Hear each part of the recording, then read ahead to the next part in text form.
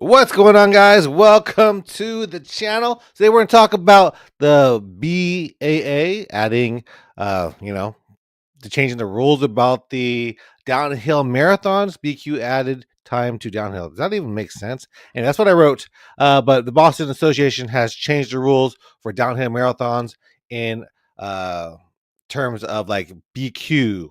So we'll talk about that. I had a Gout Attack, and we'll talk about OnlyFans. Am I starting one? Because if you guys watched the last episode, you guys saw some stuff, and I did not want y'all to see that stuff. Let's talk about this. Let's go.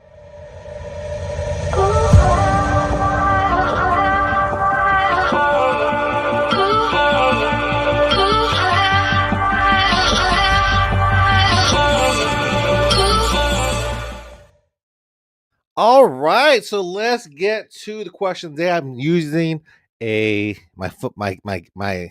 webcam on my computer today. There's gonna be no little like mistakes that I made last time. We'll talk about that later when I talk about my OnlyFans. So let's get to the question though. So the BAA has changed their thoughts on downhill races. So let's go ahead and read the Runner's World article, which who knows if that's the best one to read, but that's what I have. So let's read that. Google will like to record this. Whatever. So let's show that. So can y'all see that? Yeah, y'all can see that. So the Boston Marathon will adjust qualifying times for select downhill races. So I know a lot of people ran those Revel races. I have a lot of friends that just came back from the Tunnels Marathon over in Seattle, and they ran that race. And people run these downhill races because there is a better chance of them qualifying for the Boston Marathon. Like, for sure, you're going to be able to run a little bit faster going downhill. So what it says over here, and it's starting in 2027, the qualifying window. So I guess if you ran this year, you're fine. But starting, 2027, you're going to be having to add time for races that are at least 1,500 feet of net elevation drop between start and finish. So they said that over here, it says for races that are, what is it? I think over here. Yeah. For races that are 1,500 to less than 3,000 feet of elevation loss, you'll have to add 5 minutes to your qualifying time. And then courses that are 3,000 to just under 6,000 feet of loss, you'll add 10 minutes to your BQ time. And then if you run a course that has more than 6,000 feet of drop, you will not be eligible to use your time for the Boston Marathon. So that's interesting. Let me know your thoughts on that. I'll tell you mine. Yeah, I don't know. Boston Marathon. I guess it's a way of them to get more people to not qualify, right? Because for sure that race right now, if you look at it, it's hard to get in. It's hard to get in. There's so many people qualifying, and when you use a race that is downhill, like one of those Revel races, it's going to be a little bit easier. So I don't know. I'm not somebody who's going to qualify for Boston anytime soon. I'm barely running right now. If you see the title, it says something about gout, but yeah, it's tough. I feel like a lot of people do those races. I know a lot of people that have done them like for like every year for the last 5 years. My friend actually just qualified for Boston last year. She beat the BQ doing the Revel race by 2 minutes, and she was not able to run it. But this time, she was able to beat it by 10 minutes, qualifying over at the tunnels. And she's for sure getting in. And, this doesn't start until 2027. So she'll be able to run the race in 2026. So I don't know. I mean, that's kind of punishing the races too. Like those races built their races on the fact that they are downhill, a net downhill race, that they are an easier qualifier for Boston Marathon. So I would actually want to talk to one of the race directors of those races that are now being punished because of this. Like I get that it's easier, for you to qualify, but man, that is really like a punch to the gut to those race directors who are trying to, make money from doing those races. I'm a race director myself. So if the BQ did that to my race, man, I would not be happy. Imagine that happening to you, to your race. Let's see the comments. There's some comments already. So Stevie says, "What color is your Goku box this afternoon?" We'll talk about that later.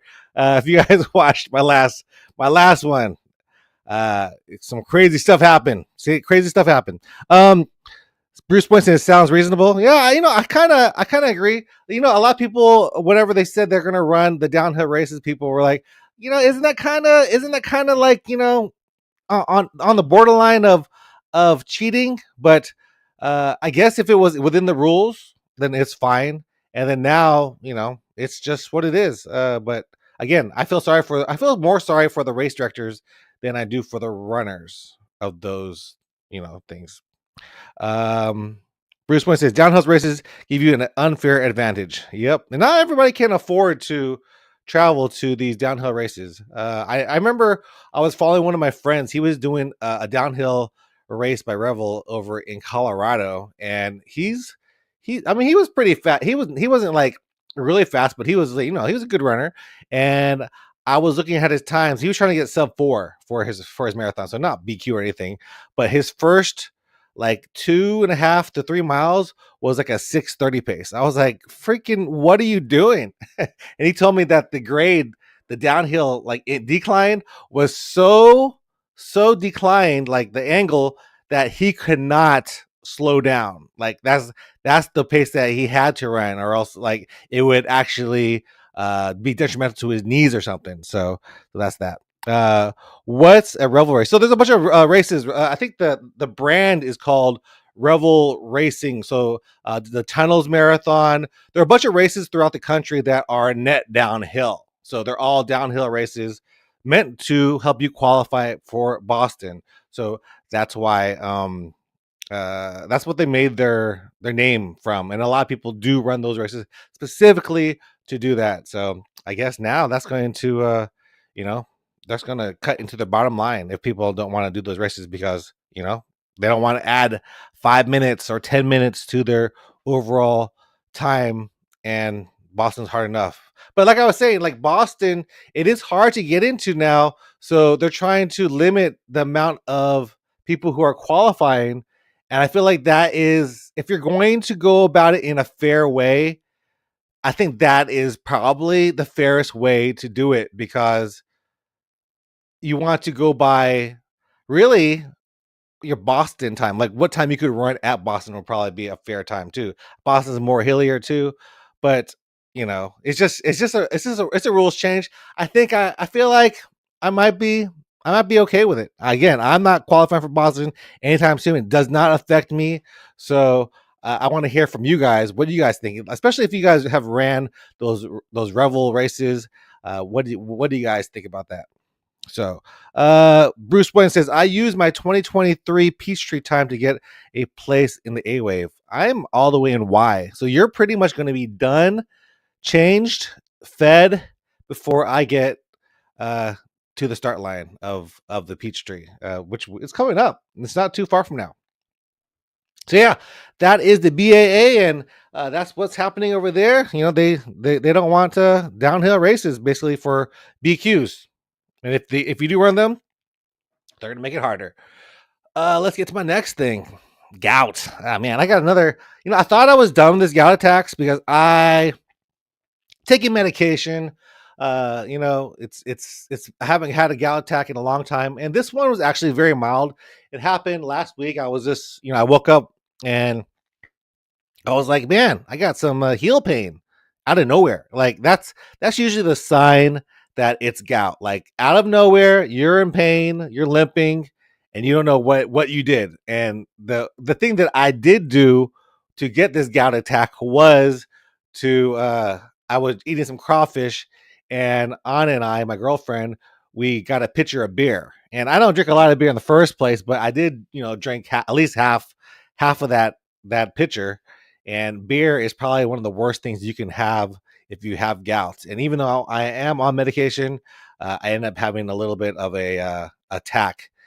So I do have like colchicine and steroids to try to you know, lessen the gout attack, which it did help. I'm still able to walk around, but I can't run. Like it literally hurts for me to walk around. So wasn't able to train last week again because I did run like a Monday, and then after that gout attack, and then I'm still recovering. Like it still kind of bothers me right now, so I'm letting that heal before I get to running.